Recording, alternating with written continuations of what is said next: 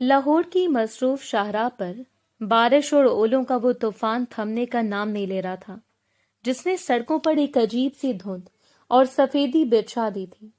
عنایا ہسپتال کے emergency ward کے باہر اس ٹھنڈے اور بےحد سیمنٹ کے فرش پر بیٹھی تھی، جہاں سے آنے والی فینائل کی مخصوص کڑوی بو اس کا دم گھوٹ رہی تھی۔ اس کے سامنے والے وارڈ کے شیشے کے پار اس کا جوان بھائی دانیال زندگی اور موت کی اس باریک لکیر پر کھڑا تھا، جہاں سے واپسی کا راستہ ناممکن معلوم ہوتا تھا۔ اس کی اکھڑتی ہوئی سانسوں کی آوازیں تو باہر نہیں آ رہی تھی، مگر عنایا کی روح ان سسکیوں کو سن رہی تھی۔ اس کے اپنے ہاتھ خون سے لت پت تھے، وہ خون جو اس نے اپنے بھائی کو سڑک سے اٹھاتے وقت اپنے دامن میں سمیٹا تھا۔ اس کا ذہن بار بار اسی منظر کی طرف جا رہا تھا جب ایک چمکتی ہوئی کالی لگژری گاڑی نے سڑک کے کنارے کھڑے دانیال کو اپنی لپیٹ میں لیا اور اسے کئی فٹ دور اچھال دیا۔ وہ کالی گاڑی کسی جلاد کی طرح وہاں رکی تھی اور اب اس کا مالک عنایا کے سامنے آنے والا تھا۔ اچانک راہداری کے دوسرے کونے سے بوٹوں کی ایک بھاری اور منظم چاپ سنائی تھی، جو ہسپتال کے سناٹے میں کسی فیصلے کی طرح گونج رہی تھی۔ عنایا نے لرزتی ہوئی نظریں اٹھائیں تو دیکھا کہ ایک قدور باروب اور سنگلاخ شخصیت کا مالک مرد اپنی پوری ہیبت کے ساتھ وہاں نمودار ہوا۔ وہ فارس شاہ تھا جس کے چہرے پر موجود سختی کسی پہاڑ کی مانند غیر متزلزل تھی۔ اس نے سیاہ رنگ کا مہنگا لانگ کوٹ پہن رکھا تھا۔ اس کے ہاتھ میں جلتی ہوئی سگریٹ تھی جس کا دھواں اس کی نیلی برفانی آنکھوں کے سامنے ایک دھند پیدا کر رہا تھا۔ اس کے چہرے پر نہ تو کوئی ندامت تھی اور نہ ہی کوئی خوف، بلکہ ایک عجیب سی رونق تھی جسے وہ کسی ہسپتال میں نہیں بلکہ اپنی کسی جاگیر میں قدم رکھ رہا ہو۔ اسے دیکھ کر عنایا کے اندر کا غم یکدم ایک لاوے کی صورت میں پھٹ پڑا۔ وہ دیوانی ہو کر اس کی طرف لپکی اور اس کے قیمتی کوٹ کا گریبان اپنی مٹھیوں میں جکڑ لیا۔ اس کی چیخیں ہسپتال کی دیواروں سے ٹکرا کر واپس آ رہی تھیں۔ تم قاتل ہو، تم نے میرے بھائی کو مار ڈالا، تمہاری گاڑی، تمہارا غرور، اس نے میرا سب کچھ چھین لیا۔ مجھے میرا بھائی واپس کرو ورنہ میں تمہیں جیتے جی آگ لگا دوں گی۔ فارس شاہ نے ایک لمحے کے لیے بھی اپنی آنکھوں کی ٹھنڈک کو غصے میں نہیں بدلا۔ اس نے نہایت اطمینان سے سگریٹ کا آخری کش لیا اور دھواں عنایا کے چہرے پر چھوڑتے ہوئے اس کے دونوں ہاتھ نہایت بے رحمی سے جھٹک دیے۔ اس کی گرفت اتنی مضبوط تھی کہ عنایا کے بازوؤں پر اس کی انگلیوں کے نیلے نشان ابھر آئے۔ اس نے عنایا کو دیوار سے پیوست کر دیا اور اس کے چہرے کے اتنے قریب جھکا کہ عنایا کو اس کے وجود سے آنے والی تمباکو اور مہنگے پرفیوم کی ملے جلی بو اپنی حواسوں پر سوار ہوتی محسوس ہوئی۔ خاموش ہو جاؤ لڑکی، اپنی اوقات سے باہر نکلنے کی کوشش مت کرو۔ فارس کی آواز دھیمی مگر کسی ایٹمی دھماکے جیسی سنگین تھی۔ تمہارے اس بھائی کی جان کی قیمت میرے لیے سگریٹ کی راکھ سے زیادہ نہیں ہے، لیکن میں اپنی ساکھ پر ایک دھبا بھی برداشت نہیں کر سکتا۔ اگر تم چاہتی ہو کہ تمہارا بھائی اس وارڈ سے زندہ باہر نکلے تو میرے پاس ایک سودا ہے۔ اسے جیب سے ایک چیک بک نکالی مگر عنایا نے اس پر تھوک دیا اور چلائی کہ مجھے تمہاری خیرات نہیں چاہیے۔ فارس کے لبوں پر ایک شفاف مسکراہٹ ابھری۔ خیرات نہیں مانگ رہی ہوں، ٹھیک ہے، تو پھر اپنی آزادی کا سودا کرو۔ تمہارے بھائی کا علاج دنیا کے مہنگے ترین ڈاکٹر کریں گے، میں اسے نئی زندگی دوں گا، بدلے میں تمہیں 6 ماہ کے لیے میری بیوی بن کر میری حویلی میں رہنا ہوگا۔ تم وہاں میری انا کی قیدی ہوگی، میری خادمہ ہوگی اور میرا وہ کھلونا ہوگی جسے میں جب چاہوں توڑ دوں۔ بولو کیا منظور ہے؟ عنایا کی آنکھیں خوف سے پھیل گئیں۔ اس کے سامنے ایک طرف بھائی کی موت تھی اور دوسری طرف جیتے جی اپنی روح کا سودا، اور دسمبر کی وہ رات اس کے مقدر کا بدترین فیصلہ لکھنے کے لیے تیار کھڑی تھی۔ نکاح کے وہ چند خشک اور بے روح کلمات جنہوں نے عنایا کو قانونی طور پر اس شخص کی ملکیت بنا دیا تھا جس سے وہ نفرت کرتی تھی، اب اس کے کانوں میں کسی ماتمی دھن کی طرح گونج رہے تھے۔ ہسپتال سے سیدھا وہ فارس شاہ کی اس عظیم الشان حویلی میں لائی گئی تھی جو اپنی قدامت اور ہیبت کے باعث کسی شاہی قلعے سے کم نہ تھے۔ جو ہی سیاہ رنگ کی جیپ حویلی کے باہر لوہے کے پھاٹک سے گزری، عنایا کو لگا کہ جیسے اس کے گرد قید کی دیواریں بلند ہونا شروع ہو گئی ہوں۔ گاڑی رکتے ایک نوکر نے لپک کر دروازہ کھولا مگر فارس نے اسے ہاتھ کے اشارے سے پیچھے ہٹنے کا حکم دیا اور خود عنایا کا بازو اتنی سختی سے جکڑا کہ اس کی چوڑیاں کلائی میں چبھنے لگیں۔ وہ اسے گھسیٹتا ہوا حویلی کے برآمدے سے گزر کر اس بلائی منزل کی طرف لے گیا جہاں اس کا اپنا بیڈ روم واقع تھا۔ عنایا کے پاؤں منو وزنی ہو رہے تھے، اس کے دوپٹے کا پلو فرش پر رگڑ کھا رہا تھا मगर फारिस के कदमों में कोई लर्जिश ना थी। इसने कमरे का भारी लकड़ी का दरवाजा ठोकर मारकर खोला और अनाया को झटके से अंदर फेंक दिया।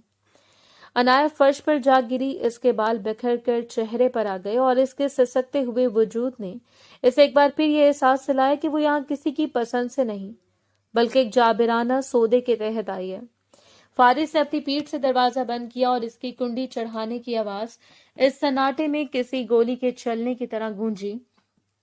इसने अपना कोट उतारकर कुर्सी पर फेंका और आस्तीने ऊपर चढ़ाते हुए अनाया के करीब आया। इसके बूटों की आवाज अब अनाया के दिल की धड़कनों से हमाहिंग हो रही थी। उठो, फारिस ने गरज कर कहा, मगर अनाया वहीं ढेर रही। इसने अनाया की ठोड़ी पकड़कर इसे ऊपर उठाया। इसकी आंखें अब भी सुर्ख थीं और इनमें हकारत की आग दहक रही थी। याद रखना अनाया, ये कमरा अब तुम्हारी पूरी कायनात है। यहाँ ना तो तुम्हारे भाई की सस्कियां पहुंचेंगी और ना ही तुम्हारी फरियादें सुनने वाला कोई होगा। तुमने मुझसे सौदा किया और फारिस जो अपना हक वसूल करना अच्छी तरह जानता है। अनाया ने अपनी लड़ती हुई आवाज जमा की और इसकी आंखों में आंखें डालकर बोली, आप मुझे जिस्मानी तौर पर कैद कर सकते हैं मगर मेरी रूह कभी आपकी गुलाम नहीं बनेगी। आप एक बुज़दिल इंसान है जो एक मजबूर लड़की की बेबसी का फायदा उठा रहे हैं। ये सुनते फारिस के चेहरे पर एक वहशियाना मुस्कुराहट उभरी। इसने अनाया के बालों को अपनी मुट्ठी में जकड़ा और इसे दीवार के साथ लगे एक बड़े आईने के सामने ला खड़ा किया। अपने इस हुस्न को देखो अनाया, यही वो जाल है जिसने तुम्हें यहाँ पहुंचाया है। मुझे तुम्हारी रूह से कोई सरोकार नहीं, मुझ तो बस तुम्हारी इस अक्कड़ को तोड़ना है जो तुमने अस्पताल की राहदारी में दिखाई थी। इसने करीब पड़ी एक मेज से भारी चाबियों का गुच्छा उठाया और इसे फर्श पर अनाया के पांव के पास पटक दिया।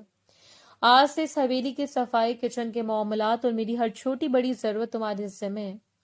मेरी माँ और बहन को ये लगना चाहिए कि तुम एक ऐसी बीवी हो जो अपने शौहर के कदमों की धूल को अपनी आंखों का सुरमा बनाती है। वरना याद रखना, अस्पताल में तुम्हारे भाई को ऑक्सीजन मास्क हटाने के लिए मुझे किसी हुक्म की जरूरत नहीं होगी। अनाया की हिचकियां बंद गईं। इसे लगा जैसे सांस लेना मुहाल हो गया है। दिसंबर की वो सर्द हवा जो खिड़की के किसी दर्ज से अंदर आ रही थी, इसे जलाकर राख रही थी। फारिस ने इसे वहीं छोड़ा और खुद कमरे के एक कोने में रखी आरामदेह कुर्सी पर बैठकर सिगरेट सुलगा ली। धुएं के मरगुले अनाया के गिर्द एक हसार बन रहे थे। वो सारी रात इसी ठंडे फर्श पर बैठी अपने नसीब पर रोती रही, जबकि फारिस इसे किसी शिकारी की तरह दूर से देखता रहा। इसे अंदाजा नहीं था कि ये तो सिर्फ इस अजियत का आगाज था जो इसे अगले 6 माह तक सहनी थी और इस हवेली की दीवारें इसकी खामोश चीखों की गवाह बनने वाली थीं। सुबह की पहली किरण हवेली की ऊंची खिड़कियों के रंगीन शीशों से छनकर जब फर्श पर पड़ी तो अनाया की आंखें तपिश और दर्द से मूंदने लगी थीं। वो पूरी रात इसी ठंडे फर्श पर सर झुकाए बैठी रही थी जहां फारिस ने इसे रात के आखिरी पहर में छोड़ा था। इसका पूरा जिस्म अकड़ चुका था और जोड़ों में सर्दी की वजह से शदीद टीसें उठ रही थीं। इसने हिम्मत जमा करके उठने की कोशिश की तो सामने वाले सोफे पर फारिस को मुठियां भींचे सोते हुए पाया। इसके चेहरे पर नींद में भी वही रौनक और सख्ती बरकरार थी जो जागते हुए इसकी शख्सियत का खासा थी। अनाया ने लड़ते हाथों से अपना बिखरा हुआ दुपट्टा दुरुस्त किया और कमरे से बाहर निकलने के लिए कदम बढ़ाए, मगर जैसे इसने दरवाजा खोला, सामने एक अधेड़ उम्र मगर बेहद रोबदार खातून खड़ी थी जिनकी आंखों में जहर भरा हुआ था। ये फारिस की माँ बेगम हाजरा थी जो इसने कहा को अपने खानदान की शान के खिलाफ समझती थी। तो तुम हो वो बाजारी लड़की जिसने मेरे बेटे को मजबूर करके इस घर में कदम रखा है। बेगम हाजरा की आवाज किसी कोड़े की तरह अनाया के वजूद पर पड़ी। अनाया का रंग फक हो गया। इसने कुछ कहना चाहा मगर अल्फाज इसके हलक में फंस कर रह गए। बेगम हाजरा ने इसे सर से पांव तक हकारत से देखा और एक जोरदार तमाचा इसके गाल पर रसीद कर दिया। खबरदार जो इस घर में शहजादी बनकर रहने का सोचा भी। तुम यहाँ सिर्फ इसलिए हो क्योंकि फारिस की जिद थी, वरना मेरे बस में होता तो तुम्हें इसी सड़क पर छोड़ देती जहां से तुम उठकर आई हो। अनाया ने अपना गाल थाम लिया। दर्द की लहर इसके पूरे दिमाग में दौड़ गई, मगर इसने आंसू पीने की कोशिश की। इससे याद आया कि फारिस ने इसे वार्निंग दी थी कि इसकी माँ को लगना चाहिए कि वह फर्माबरदार बहू है, मगर यहाँ तो मामला ही उलट था। बेगम हाजरा ने इसे बाजू से पकड़कर सीढ़ियों की तरफ धकेला और हुक्म दिया कि अभी के अभी किचन में जाओ और पूरे खानदान के लिए नाश्ता तैयार करो, और याद रखना कि इस घर में नौकरों की कमी नहीं है, मगर तुम्हारी हैसियत इन नौकरों से भी बदतर है। अनाया किचन में पहुंची तो वहां मौजूद मुलाजमाएं इसे हैरत और तंज भरी नजरों से देख रही थीं। اس نے کبھی اتنے بڑے پیمانے پر کھانا نہیں بنایا تھا، مگر اسے اپنی انا اور بھائی کی زندگی کی خاطر یہ سب سہنا تھا۔ وہ بھاری دیچیاں اٹھاتی اور گرم چولہے کے سامنے کھڑی پسینے میں شرابور ہوتی رہی۔ اس کے نازک ہاتھ جل رہے تھے، مگر اسے رکنے کی اجازت نہیں تھی۔ ناشتے کی میز پر جب وہ تھالی لے کر پہنچی تو وہاں فارس، اس کی چھوٹی بہن سارا اور بیگم ہاجرہ بیٹھے تھے۔ فارس نے ایک نظر عنایت کے سوجے ہوئے گال پر ڈالی اور اس کی آنکھوں میں ایک لمحے کے لیے غصے کی چمک ابھری، مگر اس نے خود کو سنبھال لیا۔ یہ کیسا ناشتہ بنایا تم نے؟ کیا تمہارے باپ نے تمہیں سلیقہ نہیں سکھایا؟ سارا نے پلیٹ پڑے دھکیلتے ہوئے بدتمیزی سے کہا۔ عنایت خاموشی سے سب کچھ سنتی رہی۔ اس کا جی چاہ رہا تھا کہ وہیں چیخ چیخ کر رو دے، مگر فارس کی نیلی برفانی آنکھیں اسے خاموش رہنے کا اشارہ کر رہی تھیں۔ ناشتے کے بعد جب اپنے اپنے کاموں میں سب مصروف ہو گئے، فارس نے عنایت کو اشارے سے لائبریری میں بلایا۔ جیسے عنایت اندر داخل ہوئی، فارس نے دروازہ بند کر کے اسے دیوار سے لگا دیا۔ میری ماں نے تمہیں تھپڑ مارا اور تم نے اف تک نہیں کی۔ اس کی آواز میں ایک عجیب سی تڑپ اور غصہ ملا جلا تھا۔ عنایت نے تلخی سے جواب دیا، آپ نے تو کہا تھا کہ میں یہاں آپ کی انا کی قیدی ہوں، تو پھر درد کی شکایت کیسی؟ آپ کے گھر والے وہی کر رہے ہیں جو آپ نے انہیں سکھایا ہے۔ فارس نے اس کے چہرے کے قریب آ کر اس کے گال کو بہت نرمی سے چھوا، جہاں اب بھی انگلیوں کے نشان واضح تھے۔ اس کا لمس اتنا غیر متوقع تھا کہ عنایت کا سانس رک گیا۔ میں تمہیں درد دے سکتا ہوں عنایت، کوئی دوسرا نہیں، یہ یاد رکھنا۔ فارس نے اپنی جیب سے ایک چھوٹی سی کریم نکالی اور زبردستی اس کے گال پر ملنے لگا۔ اس کے ہاتھوں کی تپش عنایت کے دل کی دھڑکنیں تیز کر رہی تھی۔ اس لمحے عنایت کو احساس ہوا کہ فارس شاہ جتنا ظالم ہے، اس کے اندر کہیں ایک ایسا جنون بھی چھپا ہے جو اسے اپنی ملکیت سمجھ کر کسی اور کو اسے چھونے کی اجازت نہیں دینا چاہتا۔ لائبریری کی اس حبس زدہ خاموشی میں فارس کی انگلیاں عنایت کے گال پر کسی دہکتے ہوئے کوئلے کی طرح محسوس ہو رہی تھی، مگر اس لمس میں ایک عجیب سی تپش تھی جس نے عنایت کے وجود کو منجمد کر دیا۔ وہ اس شخص کی آنکھوں میں چھپا ہوا تضاد نہیں سمجھ پا رہی تھی۔ ایک طرف وہ اسے بازار کی جنس سمجھ کر خرید چکا تھا اور دوسری طرف اس کے زخموں پر مرہم رکھتے ہوئے اس کی گرفت میں وہ لرزش تھی جو صرف کسی قیمتی شے کو کھونے کے ڈر سے پیدا ہوتی ہے۔ فارس نے کریم کی ڈبیا زور سے میز پر پٹکی اور بغیر کوئی لفظ کہے وہاں سے نکل گیا، مگر اس کے بوٹوں کی چاپ اب بھی عنایت کے کانوں میں ہتھوڑوں کی طرح بج رہی تھی۔ اسے بھی سنبھلنے کا موقع بھی نہ ملا تھا کہ بیگم ہاجرہ کا تیکھا لہجہ ہال میں گونجا۔ عنایت، کہاں مر گئی تم؟ آج شام حویلی میں شہر کے معززین کی دعوت ہے اور میں نہیں چاہتی کہ تمہارے منحوس صورت کسی کے سامنے آئے۔ تم کچن کے پچھلے حصے میں رہو گی اور تمام مہمانوں کے لیے شاہی کھانے خود تیار کرو گی۔ اگر نمک بھی تیز ہوا تو یاد رکھنا تمہارا انجام کیا ہوگا۔ عنایت کے لیے یہ ایک نئی آزمائش تھی۔ سارا دن وہ کچن کے اس حصے میں قید رہی جہاں چولہوں کی تپش اور مسالوں کی دھانس نے اس کا سانس لینا محال کر دیا تھا۔ اس کے نازک ہاتھ جو کبھی قلم پکڑتے تھے اب بھاری چمچوں اور گرم دیگچوں سے نبردزما تھے۔ شام ہوتے حویلی رنگ برنگی روشنی اور مہنگے عطروں کی مہک سے مہک اٹھی۔ باہر کہکوں اور موسیقی کا شور تھا، جبکہ اندر عنایت پسینے میں شرابور، تھکن سے چور، گوشت کی بڑی بڑی ڈشز تیار کر رہی تھی۔ اچانک فارس کچن میں داخل ہوا۔ وہ سیاہ 3 پیس سوٹ میں ملبوس بے حد وجیح اور قاتل لگ رہا تھا۔ اس نے ایک نظر عنایت کی ابتر حالت پر ڈالی۔ اس کے بال ماتھے پر چپکے ہوئے تھے، چہرہ گرمی سے تمتما رہا تھا اور دوپٹے کا پلو کندھے سے ڈھلک گیا تھا۔ فارس کے چہرے پر ایک پل کے لیے دکھ کی لہر دوڑی، مگر اگلے لمحے اس نے سے جھٹک دیا اور نہایت سردی سے بولا، تیار ہو جاؤ، تمہیں مہمانوں کے سامنے جا کر کھانا سرو کرنا ہے۔ عنایت چونک پڑی، مگر بیگم صاحبہ نے تو منع کیا تھا کہ میں باہر نہ آؤں۔ فارس نے اس کا بازو پکڑ کر اسے اپنی طرف کھینچا اور اس کے چہرے کے قریب ہو کر سرگوشی کی۔ میری ماں کا حکم اپنی جگہ، مگر فارس شاہ کا حکم حرف آخر ہے۔ میں دنیا کو دکھانا چاہتا ہوں کہ میں نے کسے اپنی قید میں رکھا ہے۔ جاؤ اور جا کر وہ لباس پہنو جو میں نے تمہارے بستر پر رکھوایا ہے۔ عنایت بوجھل قدموں سے کمرے میں پہنچی تو وہاں ایک گہرے زمردری رنگ کا ریشمی جوڑا رکھا تھا جس پر سونے کے تاروں کا کام تھا۔ اس نے جب وہ لباس پہنا اور آئینے میں خود کو دیکھا تو اس سے اپنی آنکھوں میں وہ بے بسی نظر آئی جو کسی قربانی کے جانور کی ہوتی ہے۔ جب وہ ہال میں داخل ہوئی تو تمام مہمانوں کی نظریں اس پر جم گئیں۔ بیگم ہاجرہ کا چہرہ غصے سے کالا پڑ گیا، مگر فارس نے فخر سے آگے بڑھ کر عنایت کی کمر میں ہاتھ ڈالا اور سب سے اس کا تعارف اپنی बीवी के तौर पर कराया। दावत के दौरान एक ओबाश रईसजादे ने, जो फारिस का कारोबारी हरीफ भी था, अनाया को बुरी नजरों से घूरते हुए तंजिया जुमला कसा। फारिस, तुम्हारा इंतखाब लाजवाब है, मगर सुना है कि ये लड़की किसी शरीफ खानदान की नहीं बल्कि एक सड़क छाप हादसे की पैदावार है। यह सुनना था कि फारिस के हाथ में मौजूद शीशे का ग्लास किरची किरची हो गया। इसने इस शख्स का गिरबान पकड़कर इसे जमीन पर दे मारा और सबके सामने गरज कर कहा, अनाया फारिस शाह की आबरू है और जो इसकी तरफ मैली आंख से देखेगा इसे मैं जिंदा दफन कर दूंगा। हॉल में सन्नाटा छा गया। अनाया का दिल तेजी से धड़कने लगा। इसे समझ नहीं आ रहा था कि जो शख्स खुद इसे तकलीफ दे रहा है वो दूसरों के सामने इसकी ढाल क्यों बन रहा है। जब मेहमान चले गए और हवेली में दोबारा खामोशी छा गई तो फारिस अनाया को खींचकर अपने कमरे में ले आया। इसने दरवाजा पीठ से बंद किया और अनाया को दीवार से लगाकर इसकी आंखों में देखते हुए बोला, तुम्हें लगता है मैं तुम्हारा मुहाफिज हूं? नहीं अनाया, मैं सिर्फ इससे लड़ा क्योंकि तुम मेरी प्रॉपर्टी हो और मैं अपनी चीज पर किसी का साया भी बर्दाश्त नहीं करता। इस रात दिसंबर की सर्दी और फारिस का जुनून अनाया की रूह को कुचलने के लिए काफी था, मगर इसके दिल के किसी कोने में फारिस की इस मुखालफत ने एक अजीब सा एहसास पैदा कर दिया था, जिससे वो नफरत का नाम देना चाहती थी मगर दे नहीं पा रही थी। हवेली के इस पुरशिकवा कमरे में अब खामोशी का राज था, मगर अनाया के दिल में एक शोर बरपा था।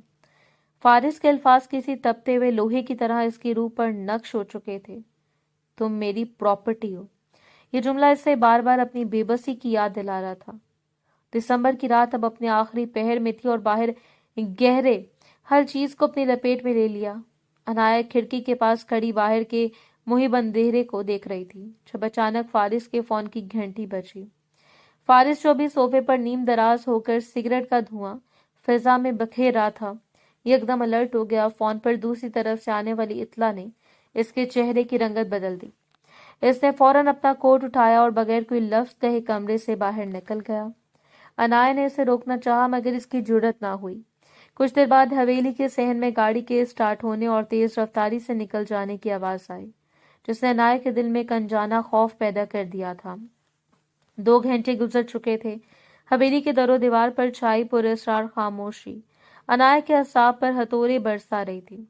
वो बार बार अपनी घड़ी देख रही थी और दिली दिल में अपने भाई दानियाल की सलामती की दुआएं मांग रही थी, क्योंकि ऐसा लगा कि शायद अस्पताल से कोई बुरी खबर आई है। अचानक हवेली के सदर दरवाजे पर चीखो पुकार और भागदौड़ की आवाजें सुनाई दी। अनाया दीवानावार सीढ़ियों की तरफ भागी। नीचे का मंजर देखकर इसके पैरों तले से जमीन निकल गई।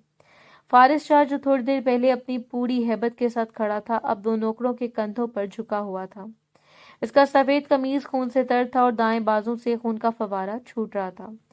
हाजरा बेगम की चीखें हॉल में गूंज रही थीं। मेरे बेटे को क्या हुआ? डॉक्टर को फोन करो, कोई है जो मेरे बच्चे को बचाए। पता चला कि शाहरा पर फारिस की गाड़ी पर मुखालिफ गिरोह ने हमला किया था और वो बाल बाल बचकर निकला था। अफरा तफरी के इस आलम में जब डॉक्टर को आने में देर हो रही थी और फारिस की हालत बिगड़ रही थी, अनाया ने अपनी घबराहट पर काबू पाया। इसने देखा कि फारिस का खून तेजी से बह रहा है और बेगम हाजरा सिर्फ रो रही हैं। वो लपक कर फारिस के करीब पहुंची और नौकरों को हटाने का इशारा किया। पानी लाएं और साफ पट्टी, जल्दी करें। इसकी आवाज में वो रोब था जो इसने शायद फारिस से सीखा था। इसने फारिस का सर अपनी गोद में रखा। फारिस की आंखें नीमवा थीं। वो तकलीफ की शिद्दत से कराह रहा था, मगर जब इसने अनाया का चेहरा अपने इतने करीब देखा तो इसकी नजरों में एक अजीब सी चमक उभरी। अनाया ने अपने दुपट्टे का एक बड़ा हिस्सा फाड़ा और फारिस के जख्म पर इतनी सख्ती से बांधा कि खून का बहाव थमने लगा। इसके हाथ खून से सुर्ख हो चुके थे, वही खून जो कुछ दिन पहले इसके भाई का था, आज इस शख्स का था जिसे वो अपना दुश्मन समझती थी।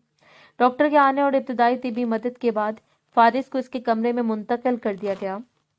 बेगम हाजरा थकन और सदमे से निढाल होकर अपने कमरे में चली गई थी, मगर अनाया वहीं फारिस के सरहाने बैठी रही। रात के इस पहर कमरे की मध्यम रोशनी में फारिस का चेहरा स्पीड पड़ चुका था और इस पर रौनक कहीं गायब थी। अब वो सिर्फ एक जख्मी इंसान लग रहा था। अनाया ने गीले तौलिए से इसकी पेशानी साफ की क्योंकि इससे तेज बुखार चढ़ रहा था। बुखार की तपिश में फारिस ने हजियानी अंदाज में अनाया का हाथ थाम लिया। इसकी गिरफ्त में अब वो सख्ती नहीं थी बल्कि एक इल्तिजा थी। अनाया, मुझे छोड़कर मत जाना। तुमने कहा था ना कि तुम मेरी प्रॉपर्टी हो, तो फिर कैदी अपने ज्वेलर को अकेला नहीं छोड़ता। اس کی آواز میں چھپی تکلیف نے عنایت کے دل کے کسی نرم گوشے کو چھیڑ دیا۔ اس نے چاہا کہ اپنا ہاتھ چھڑا لے، مگر فارس کی بے بسی نے اسے روک دیا۔ وہ ساری رات اس کے ہاتھ کو تھامے اس کی پیشانی پر پٹیاں رکھتی رہی۔ دشمنی اور نفرت کی وہ دیوار جو ان کے درمیان کھڑی تھی، اس رات کی خاموشی اور اس لمس کی تپش میں تھوڑی سی دھڑکنے لگی تھی۔ اسے احساس ہوا کہ یہ ظالم مرد بھی گوشت پوشت کا انسان ہے، جس کی روح شاید اس کے جسم سے زیادہ زخمی ہے۔ کمرے کی فضا اب ادویات کی کڑوی ہو اور بخار کی تپش سے بوجھل ہو رہی تھی، مگر عنایت کی ہمت جواب دینے کا نام نہیں لے رہی تھی۔ وہ پوری رات ایک منجمد بت کی طرح فالس کے سرہانے بیٹھی رہی، کبھی اس کی پیشانی پر ٹھنڈے پانی کی پٹیاں رکھتی تو کبھی اس کے خون آلود ہاتھوں کو نرمی سے صاف کرتی۔ فجر کا وقت قریب تھا اور باہر پرندوں کی مدھم چہچہاہٹ سنائی دینے لگی۔ جب فارس کے جسم کی تپش کچھ کم ہوئی اور اس کی بوجھل پلکیں دھیرے سے واں ہوئی، کمرے کی مدھم نیلی روشنی میں اس سب سے پہلے عنایت کا تھکا ہوا مگر پرنور چہرہ نظر آیا، جو نیموا آنکھوں کے ساتھ اب بھی اس کی تیمارداری میں مصروف تھی۔ فارس نے اپنا زخمی ہاتھ ہلانے کی کوشش کی تو اسے احساس ہوا کہ عنایت نے اس کا ہاتھ اپنے دونوں ہاتھوں میں اتنی مضبوطی سے تھام رکھا ہے جیسے وہ اسے کسی گہری کھائی میں گرنے سے بچا رہی ہو۔ فارس کی خشک آواز اس کے حلق میں پھنس گئی، پانی۔ عنایت فوراً ہڑبڑا کر سیدھی ہوئی اور کانپتے ہاتھوں سے ایک گلاس بھر کر اس کے لبوں سے لگا دیا۔ فارس نے چند گھونٹ پی اور پھر گہری نظروں سے عنایت کو دیکھا، جس کی آنکھوں کے گرد تھکن کے سیاہ ہالے نمایاں تھے اور سفید دوپٹہ فارس کے خون کے دھبوں سے داغدار ہو چکا تھا۔ تم ابھی تک جاگ رہی ہو؟ فارس کا لہجہ اتنا دھیما اور ملائم تھا کہ عنایت کو یقین ہی نہیں آیا کہ وہی جابر شخص ہے جو چند گھنٹے پہلے اسے اپنی پراپرٹی قرار دے رہا تھا۔ عنایت نے نظریں چڑھا لی اور گلاس میز پر رکھتے ہوئے بولی، انسانیت نام کی بھی کوئی چیز ہوتی ہے، میں آپ کی طرح پتھر دل نہیں ہوں کہ کسی کو مرنے کے لیے چھوڑ دوں۔ فارس کے لبوں پر ایک کمزور سی مگر سچی مسکراہٹ ابھری۔ اسے اپنا صحت مند ہاتھ بڑھا کر عنایت کی کلائی تھامی اور اسے اپنی طرف تھوڑا سا جھکنے پر مجبور کیا۔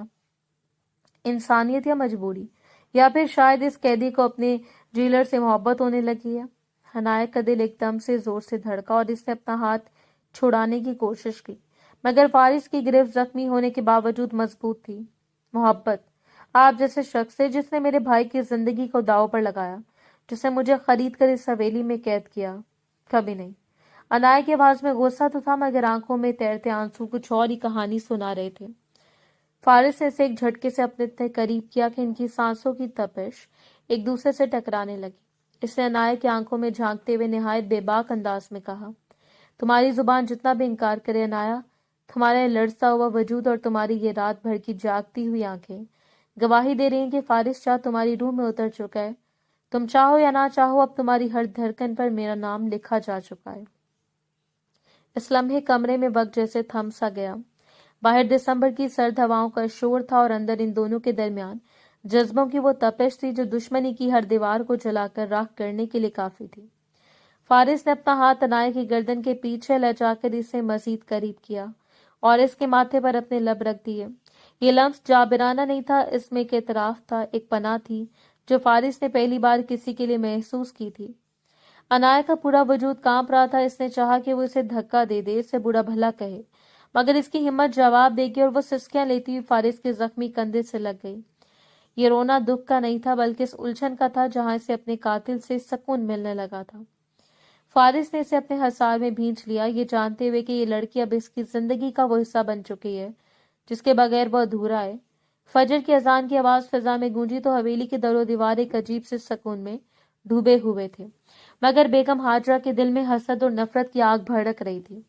وہ دبے قدموں فارس کے کمرے کے باہر آ کھڑی ہوئیں اور نیموا دروازے کی در سے اندر کا منظر دیکھ کر ان کے تن بدن میں آگ لگ گئی۔ ان کا جاہو جلال والا بیٹا، جس نے کبھی کسی عورت کو اپنے برابر بیٹھنے کی اجازت نہیں دی تھی، آج اس سڑک چھاپ لڑکی کے کندھے پر سر رکھے سکون کی نیند سو رہا تھا، اور عنایت کا ہاتھ اب بھی فارس کی قمیص کے کالر کو مضبوطی سے تھامے ہوئے تھا جسے وہ اسے کسی طوفان سے بچا رہی ہو۔ بیگم ہاجرہ نے مٹھیاں بھینچ لیں، انہیں اندازہ ہو گیا تھا کہ اگر عنایت کو بھی راستے سے نہ ہٹایا تو فارس شاہ کی زندگی اور جائیداد پر اس لڑکی کا قبضہ مکمل ہو جائے گا۔ وہ خاموشی سے پلٹ گئی مگر ان کے ذہن میں ایک شیطانی منصوبہ جڑ پکڑ چکا تھا۔ اگلی دوپہر جب فارس گہری نیند میں تھا، بیگم ہاجرہ نے عنایت کو اپنے کمرے میں بلوایا۔ عنایت جو رات بھر کے جاگنے کی وجہ سے نڈھال تھی، جب وہاں پہنچی تو بیگم ہاجرہ ایک صوفے پر نہایت وقار سے بیٹھی تھی، مگر ان کی آنکھوں میں زہر تھا۔ بیٹھو عنایا۔ ان کا لہجہ غیر متوقع طور پر نرم تھا، جس نے عنایا کو چونکا دیا۔ میں نے دیکھا ہے کہ تم نے فارس کی جان بچانے کے لیے اپنی نیند اور آرام قربان کر دیا۔ شاید میں تمہیں سمجھنے میں غلطی کر رہی تھی۔ عنایا نے حیرت سے انہیں دیکھا، اسے لگا شاید برف پگھل رہی ہے۔ بیگم ہاجرہ نے ایک الماری سے ایک پرانا لکڑی کا بکس نکالا اور اسے عنایا کے سامنے کھول دیا۔ اس میں ہیرے جواہرات کی بیش قیمت سیٹ چمک رہے تھے۔ یہ شاہ خاندان کا خاندانی زیور ہے جو صرف اس گھر کی بڑی بہو کو ملتا ہے۔ میں چاہتی ہوں کہ آج رات کی تقریب میں جو فارس کی صحت یابی کی خوشی میں رکھی گئی ہے، تم یہ پہنو۔ عنایا کی آنکھوں میں چمک آ گئی، اسے لگا کہ آخرکار اسے اس گھر میں قبولیت مل رہی ہے۔ اس نے وہ بکس اٹھایا اور خوشی خوشی اپنے کمرے میں آ گئی۔ شام ہوتے ہی حویلی میں چہل پہل شروع ہو گئی۔ فارس اب بہتر محسوس کر رہا تھا اور اپنے کمرے میں تیار ہو رہا تھا۔ عنایا نے وہ زیور نکالا اور جیسے اس نے ہیرے کا ہار اپنی گردن میں پہنا، اسے ایک عجیب سی چبھن محسوس ہوئی، مگر اسے نظر انداز کر دیا۔ جب وہ آئینے کے سامنے کھڑی بال سنوار رہی تھی، اچانک بیگم ہاجرہ کی چیخیں پورے ہال میں گونجنے لگیں۔ میرا ہار، میرا خاندانی ہیرا غائب ہے، کسی نے چوری کر لیا ہے۔ فارس ہڑبڑا کر باہر نکلا۔ کیا ہوا امی؟ بیگم ہاجرہ روتے ہوئے بولی۔ فارس، وہ ہار جو تمہاری دادی کا تھا وہ الماری میں نہیں ہے، یہاں صرف ایک ہی باہر کی لڑکی ہے، اسی نے لیا ہوگا۔ فارس کی آنکھوں میں ایک دم سے وہ پرانی سردی لوٹ آئی۔ وہ تیزی سے اپنے کمرے کی طرف بڑھا جہاں عنایا بھی تیار ہو رہی تھی۔ اس نے دروازہ زور سے کھولا اور عنایا کو آئینے کے سامنے دیکھ کر رک گیا۔ عنایا کی گردن میں وہی ہار چمک رہا تھا۔ عنایا، یہ کیا ہے؟ فارس کی آواز میں ایک ایسی گرج تھی کہ عنایا کا دل بیٹھ گیا۔ فارس، یہ تو تائی امی نے مجھے خود دیا تھا، عنایا نے ہکلا کر جواب دیا۔ جھوٹ مت بولو، بیگم ہاجرہ پیچھے سے نمودار ہوئی۔ میں نے تمہیں یہ ہار نہیں دیا، تم نے میری الماری کی چابی چوری کی اور یہ نکالا۔ فارس، دیکھ لو اپنی اس محبت کو، یہ صرف تمہاری دولت کی بھوکی ہے۔ فارس نے ایک جھٹکے سے عنایا کا بازو پکڑا اور اسے آئینے کے قریب لے گیا۔ عنایا، میں نے تم پر اعتبار کرنا شروع کیا تھا اور تم نے میری پیٹھ میں چھڑا گھونپا۔ فارس کے لہجے کی تلخی نے عنایا کی روح کو چھلنی کر دیا۔ اس نے روتے ہوئے صفائی دینے کی کوشش کی، مگر بیگم ہاجرہ نے چالاکی سے وہ چابی بھی عنایا کے تکیے کے نیچے سے برآمد کروا دی جو انہوں نے خود وہاں چھپائی تھی۔ فارس کا غصہ اب قابو سے باہر تھا۔ اس نے وہ قیمتی ہار عنایا کی گردن سے اتنی بے رحمی سے کھینچا کہ ریشمی دھاگا ٹوٹ گیا اور عنایا کی گردن پر خون کی لکیر ابھر آئی۔ نکل جاؤ اس کمرے سے ابھی اور اسی وقت، فارس نے گرج کر کہا۔ فارس، میری بات تو سنے۔ عنایا فرش پر گر کر گر گرائی، مگر فارس نے اسے بالوں سے پکڑ کر گھسیٹتے ہوئے کمرے سے باہر نکال دیا اور دروازہ زور سے بند کر دیا۔ عنایا ہال میں سب ملازموں اور مہمانوں کے سامنے تذلیل کی انتہا پر تھی، جبکہ بیگم ہاجرہ کے لبوں پر ایک فاتحانہ مسکراہٹ تھی۔ دسمبر کی اس سرد رات میں عنایا ایک بار پھر اکیلی رہ گئی تھی، مگر اس بار درد جسمانی نہیں بلکہ اس بھروسے کا تھا جو ابھی ابھی ٹوٹ کر کرچی کرچی ہوا تھا۔ اسے لگا کہ فارس شاہ کی محبت اور نفرت کے درمیان کی لکیر اتنی دھندلی ہے کہ وہ کبھی بھی اسے پار نہیں کر پائے گی۔ حویلی کے اس وسیع و عریض ہال میں جہاں کچھ دیر پہلے کہکا گونج رہے تھے، اب وہاں ایک مہیب اور دم گھوٹنے والی خاموشی طاری تھی۔ عنایا فرش پر کسی ٹوٹے ہوئے کھلونے کی طرح پڑی تھی، اس کی گردن پر ہیرے کے ہار کے چبھنے اور فارس کے بے رحمانہ جھٹکے سے ابھرنے والی سرخ لکیر سے خون کی بوندیں رس کر اس کے قیمتی لباس کو داغدار کر رہی تھی۔ فارس شاہ، جس کی آنکھوں میں تھوڑی دیر پہلے محبت کی رمق جاگی تھی، وہاں سے وحشت اور انتقام کا رقص تھا۔ اس نے ایک نظر بھی اس لڑکی پر نہ ڈالی جو ہچکیوں کے درمیان اپنی بے گناہی کی دہائی دے رہی تھی۔ بیگم ہاجرہ نے فاتحانہ نظروں سے اپنے بیٹے کو دیکھا اور جھوٹی سسکیاں بھرتے ہوئے بولی۔ دیکھ لیا فارس، میں کہتی تھی نا کہ سانپ کو کتنا ہی دودھ پلا لو وہ ڈستا ضرور ہے۔ اس لڑکی نے میری ممتا کا فائدہ اٹھایا اور ہمارے خاندان کی عزت پر ہاتھ ڈالا۔ فارس نے اپنی مٹھیاں اتنی سختی سے بھینچی کہ اس کے ہاتھ کے زخم سے دوبارہ خون رسنے لگا، مگر اسے اپنی تکلیف کا احساس نہ تھا۔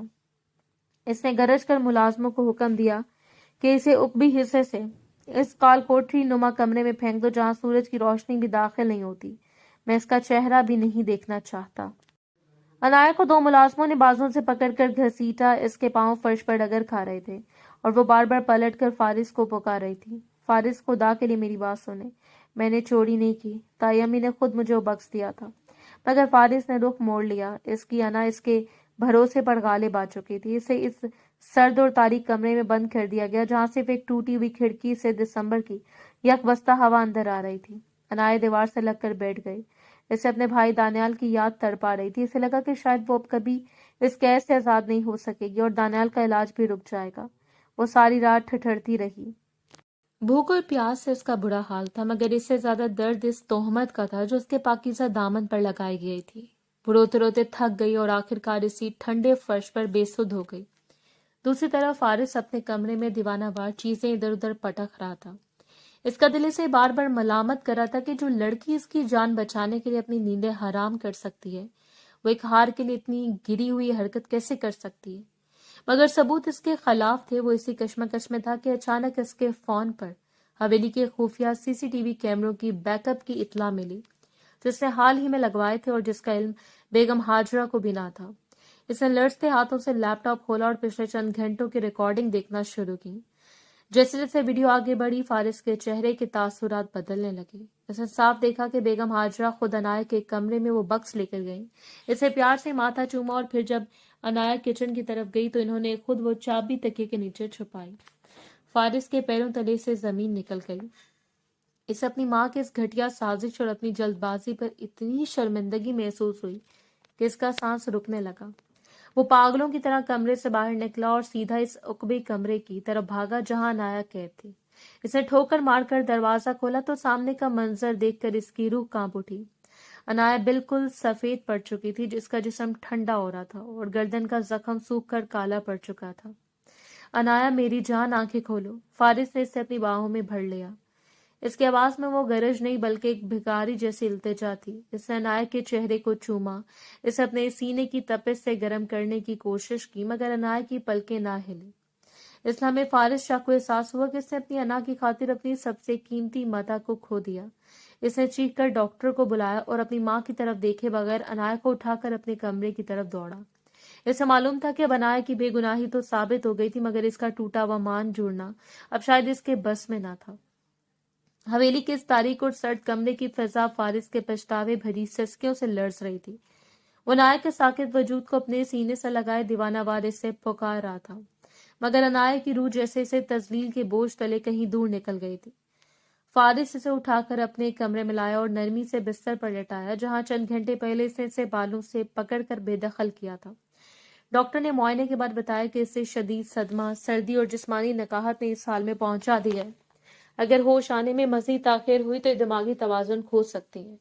डॉक्टर के इन अल्फाज ने फारिस के दिल पर आरे चला दिए। वो सारी रात इसके कदमों में बैठा रहा, इसके हाथ चूमता रहा और रोता रहा। बेगम हाजरा ने कई बार कमरे में आने की कोशिश की, मगर फारिस की एक ही गरजदार आवाज ने इन्हें दहलीज पर रोक दिया। अगर अब आपका साया भी मेरी बीवी पर पड़ा तो मैं भूल जाऊंगा कि आप मेरी माँ हैं। अगली सुबह जब सूरज की जर्द रोशनी कमरे में फैली, अनाया की पलकों में हल्की सी लर्जिश हुई और इसने धीरे से आंखें खोली। सामने फारिस को बिखरे बालों और सुर्ख आंखों के साथ अपने कदमों में बैठे देखकर इसके जहन में रात का सारा मंजर किसी फिल्म की तरह घूम गया। इसने फौरन अपना हाथ खींचा और खौफजदा होकर बिस्तर के कोने में दब गई। अनाया मेरी जान, मैं गुनहगार हूं, मुझे माफ कर दो। फारिस ने तड़प कर इसके करीब होना चाहा, मगर अनाया ने अपना हाथ उठाकर इससे रोक दिया। इसकी आंखों में अब वो मोहब्बत या इल्तिजा नहीं थी, बल्कि एक मुर्दा सुकून और गहरी बेजारी थी। दूर है मुझसे फारिस शाह, आपने मेरा हार नहीं तोड़ा, आपने वो भरम तोड़ दिया जिसके सहारे में इस कैद को अपनी जिंदगी समझने लगी थी। इसकी आवाज इतनी सपाट और बेजान थी कि फारिस का कलेजा मुंह को आ गया। फारिस ने रोते हुए इसे सीसीटीवी की वो रिकॉर्डिंग दिखाई और अपनी माँ की साजिश का इतराफ किया, मगर अनायक के चेहरे पर कोई तासुर न उभरा। सच्चाई सामने आने से जख्म नहीं भरते फारिस। आपने मुझ पर तब एतबार क्यों नहीं किया जब मैं आपके सामने गिड़गिड़ा रही थी? आपने मुझे बाजार की जिन्स समझा था ना? तो ठीक है, मेरा भाई अब खतरे से बाहर है, आपका और मेरा सौदा आज खत्म होता है। अनाया ने बिस्तर से उतरने की कोशिश की, मगर कमजोरी की वजह से लड़खड़ा गई। फारिस ने लपक कर इसे संभालना चाहा, मगर अनाया ने इसका हाथ झटक दिया। मुझे मत छुएं, आपका लम्स अब मुझे सुकून नहीं बल्कि तकलीफ देता है। मैं इस हवेली में एक लम्हा भी मजीद नहीं रुकूंगी। फारिस इसके कदमों में गिर गया, इससे इसके पांव थाम लिए। अनाया, तुम जो सजा देना चाहो दे लो, मगर मुझे छोड़कर मत जाओ। मैं तुम्हारे बगैर मर जाऊंगा। मैं बदल गया हूं, मैं तुम्हारा गुलाम बनकर रहूंगा। अनाया ने अपनी भीगी आंखों से इसे देखा। जिस शख्स की एक झाड़ से हवेली कांपती थी, वो आज एक यतीम लड़की के पैरों में ढेर था। गुलामी और मोहब्बत में फर्क होता है फारिस। आपने मुझे अपनी प्रॉपर्टी समझा था और जायदादें बदली जा सकती हैं, मगर दिल एक बार टूट जाए तो दोबारा नहीं जुड़ता। इसने अलमारी से अपना वो पुराना दुपट्टा निकाला जो खून से दागदार था और इसे सर पर ओढ़कर कमरे से बाहर निकल गई। फारिस वहीं फर्श पर बैठा इसे जाते देखता रहा। ऐसे लगा कि आज इसकी सारी दौलत, इसका नाम और इसका गरूर इस लड़की के पैरों तले कुचला जा रहा था। दिसंबर की वो आखिरी सुबह इनके ताल्लुक का जनाजा उठा रही थी, मगर फारिस के दिल में अब एक ही धुन थी कि वो नाया को दोबारा हासिल करेगा, चाहे इसे अपनी जान ही क्यों ना देनी पड़े। दिसंबर की इस आखिरी और बेहद सर्द दोपहर में नाया हवेली के भारी भरकम दरवाजे से बाहर निकल ली थी। इसके कदम लड़खड़ा रहे थे, मगर इसका इरादा चट्टान की तरह मजबूत था। वो पीछे मुड़कर इस शाही कैदखाने को नहीं देखना चाहती थी जहां इसकी रूह को नीलाम किया गया था। फारिस शाह दीवानों की तरह इसके पीछे भागा। इसे सेहन के बीचों बीच अनाया का रास्ता रोका। इसकी आंखों में इल्तिजा और गहरा पछतावा साफ झलक रहा था। अनाया, बाहर तूफान है, तुम इस साल में कहाँ जाओगी? तुम्हारा भाई अभी अस्पताल में है, तुम्हें मेरी जरूरत है। फारिस की आवाज लर्ज रही थी, मगर अनाया ने अपनी बर्फानी नजरें इसके चेहरे पर टिकाई और निहायत स्पाट लहजे में बोली, फारिस शाह, जरूरत और जिल्लत के दरमियान एक बारीक लकीर होती है जो आपने पार कर ली है। मेरा भाई अब होश में और मैं इसे किसी भी छोटे अस्पताल ले जाऊंगी, मगर आपकी इस बदबूदार दौलत का एक सिक्का भी अब मेरी गैरत पर बोझ है। इसने एक झटके से फारिस का हाथ अपने बाजू से हटाया और गेट से बाहर निकलकर एक आम सी टैक्सी में सवार हो गई, जबकि फारिस वहीं बारिश में भीगता हुआ अपनी शिकस्त का तमाशा देखता रह गया। अगले कई दिन फारिस शाह के लिए किसी जहन्नुम से कम ना थे। वो जो शहर का बेताज बादशाह था, बेकाम से मोहल्ले की तंग गलियों में अपनी महंगी गाड़ी खड़ी करके घंटों अनाया के पुराने और खस्ता हाल घर की खिड़की को तकता रहता। अनाया ने अपने भाई दानियाल को घर मुंतकिल कर लिया था और अब वो सलाई कढ़ाई करके अपना और अपने भाई का पेट पाल रही थी। फारिस ने कई बार कोशिश की कि वो कोई पोशीदा मदद भिजवाए, कभी राशन के बहाने तो कभी पैसों के, मगर अनाया ने हर बार वो सामान गली के कोने पर फेंकवा दिया और पैगाम भिजवाया कि फारिस शाह की खैरात इस घर के लिए हराम है। फारिस का गरूर अब खाक में मिल चुका था। इसने अपनी कीमती शेरवानी और ब्रांडेड सूट उतार फेंके थे और एक सादा से हुलिये में नायक के घर के बाहर पड़े थड़े पर बैठा रहता। इसे देखकर मोहल्ले वाले चेमगोइयां करते, मगर इसे किसी की परवाह न थी। इसे तो बस अनाया की एक झलक और इसकी माफी चाहिए थी। एक शाम जब सर्दी की शिद्दत से दांत बच रहे थे, अनाया पानी भरने के लिए बाहर निकली तो उसने देखा कि फारिस तेज बुखार में फनक रहा है और बारिश में भीगने की वजह से इसका बुरा हाल है। वो दीवार से टेक लगाए नीम बेहोशी के आलम में इसका नाम पुकार रहा था, अनाया, एक बार कह दो कि तुमने मुझे माफ कर दिया, फिर चाहे मुझे मार दो। अनाया का दिल पिघलने लगा, मगर इसे वो काल कोठरी याद आ गई जहां इसे चोर कहकर फेंका गया था। इसने सख्ती से अपना दिल पत्थर किया और अंदर जाने लगी, मगर तभी दानियाल बेसाखियों के सहारे बाहर आया। इसने फारिस की हालत देखी और अनाया से कहा कि बाजी, इंसान खता का पुतला है और इस शख्स ने अस्पताल में मेरी जान बचाने के लिए लाखों खर्च किए थे। भले ही वो सौदा था, मगर इसकी तड़प अब सच्ची लग रही है। इसे अंदर ले आओ, वरना ये सर्दी में मर जाएगा। अनाया ने बादले नाख्वास्ता भाई की बात मानी और फारिस को सहारा देकर अंदर ले आई। घर के छोटे से कमरे में जहां सिर्फ एक चटाई और पुराना बिस्तर था, फारिस शाह को लिटाया गया। होश आते जब इसने खुद को अनाया के करीब पाया तो इसकी आंखों से आंसू जारी हो गए। इसने अनाया का हाथ पकड़कर अपने सीने पर रखा जहां इसका दिल दीवानावार धड़क रहा था। अनाया, मैंने हवेली छोड़ दी है, मैंने वो सारी दौलत और जायदाद चैरिटी में दे दी जिस पर मेरी माँ को नाज था। अब मैं सिर्फ फारिस हूँ, तुम्हारा वो मुजरिम जो अपनी पूरी जिंदगी तुम्हारी खिदमत में गुजारना चाहता है।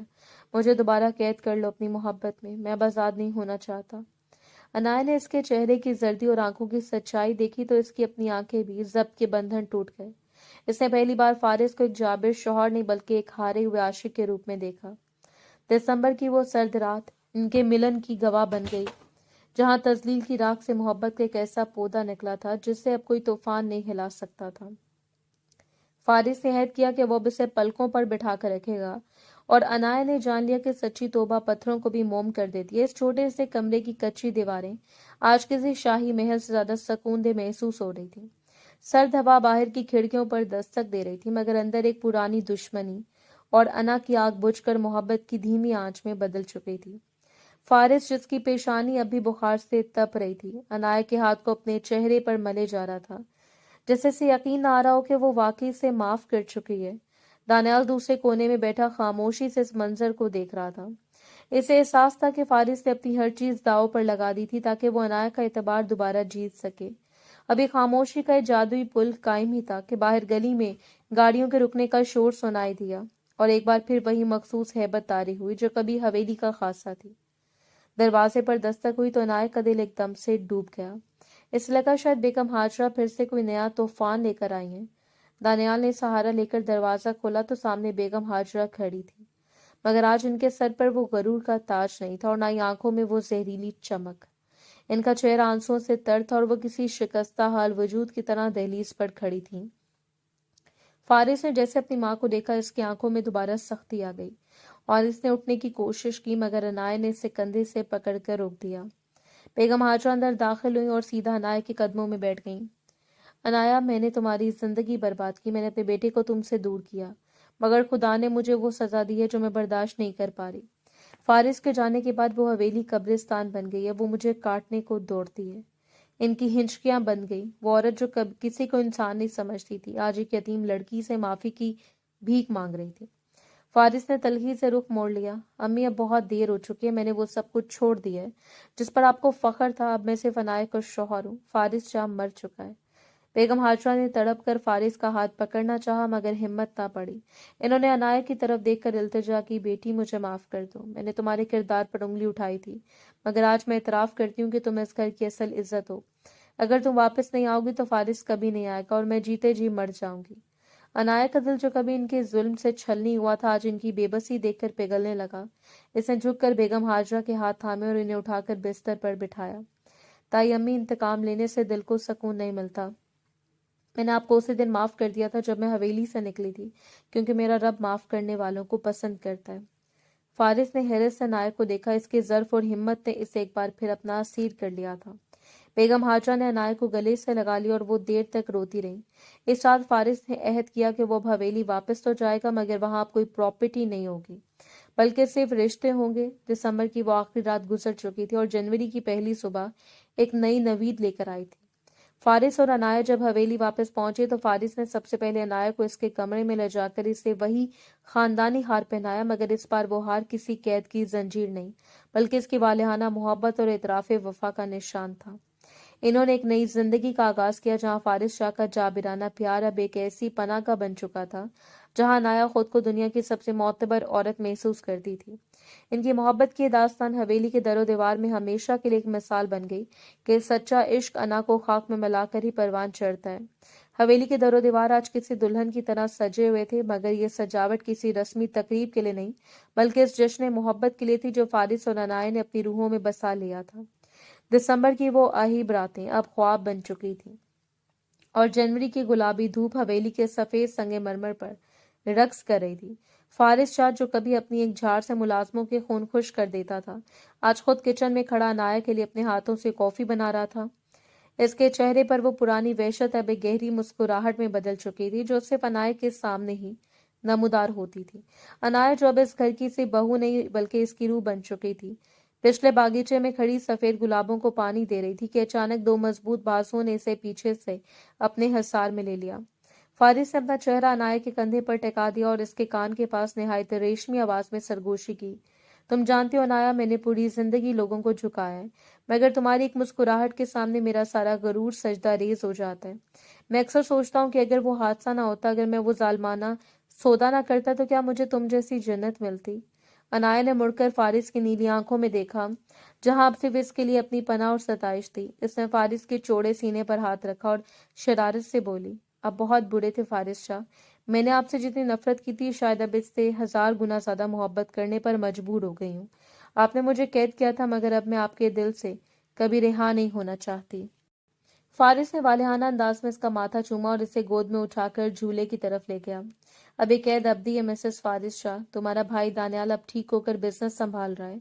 अम्मी अब तुम्हारे बगैर एक पल नहीं रहती और मैं तो तुम्हारा वो असीर हूँ जिसने अपनी आज़ादी खुद तुम्हारे पैरों में ढेर कर दी है। हाजरा बेगम दूर बरामदे में खड़ी इन दोनों की खुशी देखकर अपनी आंखों से शुक्राने के आंसू पूंछ रही थी। इन्होंने जान लिया था कि औरत की दुआ और सब्र किसी भी जाबिर मर्द को मोम बना सकती है।